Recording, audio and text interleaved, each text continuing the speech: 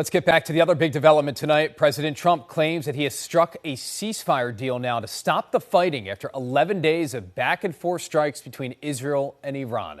The president's announcement follows today's Iranian strikes targeting a U.S. base in Qatar.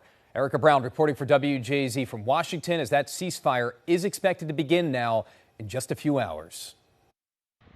Just 48 hours after the U.S. dispatched B-2 bombers to destroy 3 nuclear sites in Iran comes word from President Trump of a ceasefire agreement, which he says will bring an end to the conflict between Israel and Iran. In a social media post, the president outlined the plan, saying it has been fully agreed by and between Israel and Iran that there will be a complete and total ceasefire. Iran will start the ceasefire, and upon the 12th hour, Israel will start the ceasefire. And upon the 24th hour, an official end to the 12-day war will be saluted by the world. The president's announcement comes hours after Iran launched a retaliatory missile attack on a U.S. military base in Qatar on Monday in response to the U.S. strikes on Iran over the weekend.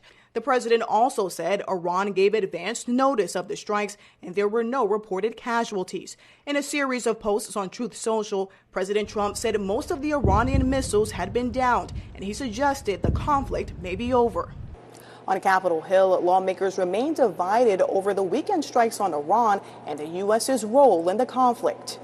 On social media, Republican Thomas Massie of Kentucky wrote, "Under the War Powers Act, the president is required to withdraw from hostilities in Iran within 60 days, unless he gets a vote of Congress."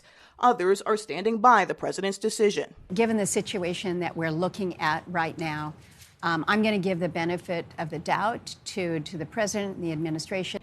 The Trump administration insists that airstrikes on Iran were carried out to make certain Iran does not obtain nuclear weapons. They say it was not about forcing a regime change in Iran. Members of Congress are expected to be briefed about the conflict Tuesday. Erica Brown, CBS News, Washington.